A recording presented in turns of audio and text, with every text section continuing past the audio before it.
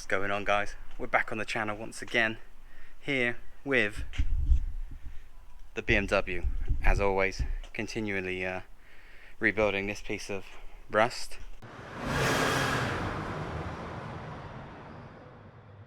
Today we're going to have a little go at installing the rear end bushes, maybe even the rear end. We'll see how far we get today. Rear trailing arms, rear subframe, everything's cleaned up, ready to be fit in with new parts. And what we're going to be using is some Powerflex instead of the standard OEM. So there's the original one. You know, it's quite chunky. You probably never get that in by hand, but so apparently you can fit the Powerflex ones by hand or with a little bit of help with some soapy water. Yeah, so we're going to give that a go. See how far we get. Yeah, hopefully I could do it. You know, if you use the OEM spec stuff, you generally need a little bit of a press just to get them in place. So hopefully we can avoid that by going Powerflex, and that's a good upgrade for you to do at home. Obviously, once you've paid someone to press out the old shit that's probably failed by now. Anyway, let's crack on. See how far we get. Gonna start with the rear trailing arms. I think they're probably a little bit easier than the actual subframe, but let's see what we've got. Right, there we go. So that's how they arrive, or maybe not in all these pieces, but you get two halves, big bar going through the middle, obviously holds it all together. And I think the benefit of this is when you tighten up the rear bolts, it grips on that bar rather than the actual bush itself. You know, so you can tighten it up off the ground and you won't have any twisting of any of the bushes. So we've got 4 of those. Yeah, 4 of those and a little pack of grease. I think the grease goes on the inside bit rather than the outside of the metal. I'm pretty sure these are meant to be press fit, you know, not in terms of hydraulic press, but hand pressed. And then you grease the inside to stop them squeaking or making any other horrible noises. Right, so this bit here, look, as you can see, it goes, yeah, so as you can see, we'll go into this section. You do have to notice there's one end of this is thicker than the other, so we need to work out which one goes where. So I could look at the previous videos for that, but we've actually still got the old ones in the BMW, of course. Right, so you go, the old arms, sat in here, sump, all the other crap. Old drums, won't be needing those anymore. But what we're looking at is this bit here. So this is the external side, and you see you've got the big bit there. You can see how worn those old ones are. Look at those. Look at those coming apart there. That's obviously not great for your handling. Okay, so same on the other side. So you want the big chunky bit on the outside and the small bit on the inside. Chunky on the outside, small on the inside. Right. Big middle nubbin, chunky side, small side. You can see there comparison. I think. Oh, there we go. That's fucking easy, wasn't it? Right, and hopefully the other side goes in just as easy. I have a little file down on the inside of these.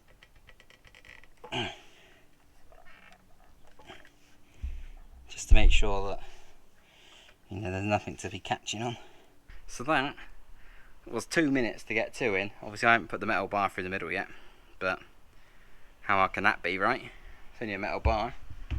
But yeah, we're pretty much done on the rear end. Now if I had to do the original spec, I'd have to get a hydraulic press or something to feed them in. I mean, you saw me remove them with fire. They're pretty well in there. But yeah, Powerflex, really easy, turns out. Who knew? No wonder a lot of people do this at home. Burn the old stuff out, you know, bash in the new stuff. Right then, so I've got the rear subframe upside down because I'm pretty sure these bushes go in from the bottom, and I don't know if you can see, you can sort of see in there's 2 little dents on the inside. So that obviously lines up with your original bush either side, which would go in like that. And fine. Can't move that at all. It's quite grippy, that rubber. Right, so this comparison, that's the original spec. Got a couple of these which I bought a while back. But I don't know if you can see that on camera. but I can feel that there's a bit of flex in there, obviously to make it a bit more supple while you're driving along, makes it a bit nicer. That's down by these gaps, top and bottom, but on this one, no gaps. So we're going to end up with a nice firmer ride. Still got a couple of grooves up. But yeah, you line these grooves up, obviously there on the other side, and then a little bit of gentle persuasion, obviously not quite going in as easy as the other ones. So I've only got that one in about halfway. If you're needing a bit of a easy installation, as you saw, that was quite difficult to press in by hand. When on their website, they recommend not grease, because that doesn't dry. You want something that's going to dry in there, because this is meant to be a press fit and not move. Obviously you grease it up and it'll probably move over time. They recommend a bit of, washing up liquid. So we've got our favourite fairy here. Improved scent, of course. That's what we want. Obviously probably don't need a lot of this.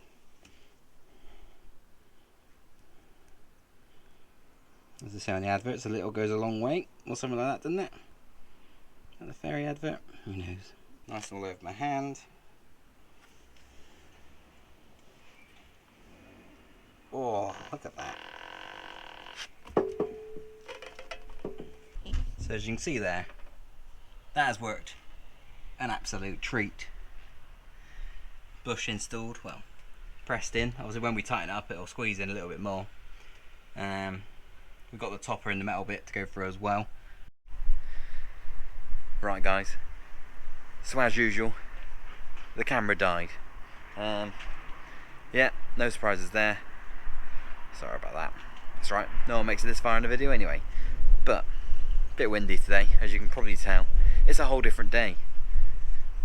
Maybe you couldn't tell that, who knows. Anyway, we've actually managed to fit.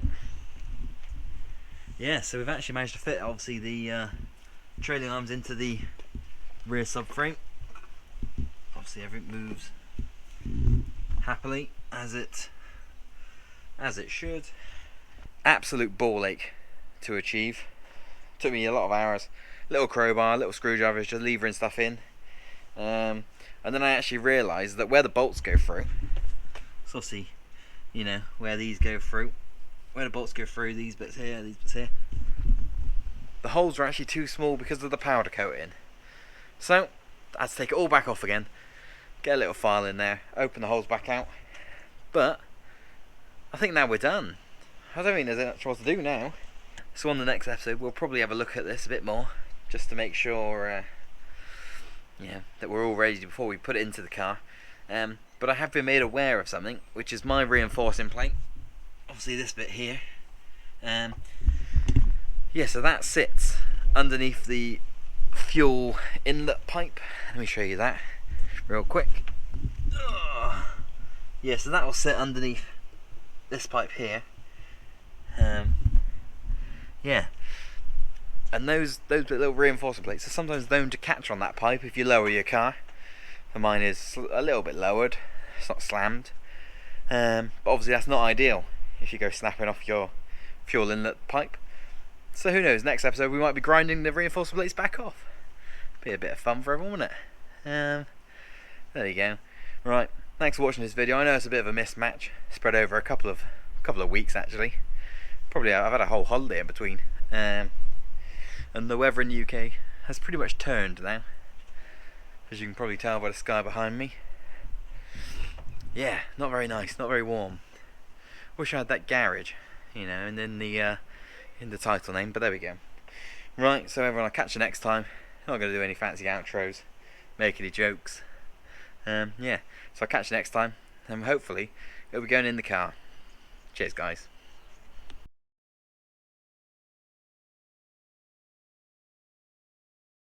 As it's mainly men that watch this channel, turns out all you need is a little bit of lube, guys, and it'll go in. A little bit of lube, gentle pressure. Anyway, let's have a look at the bush.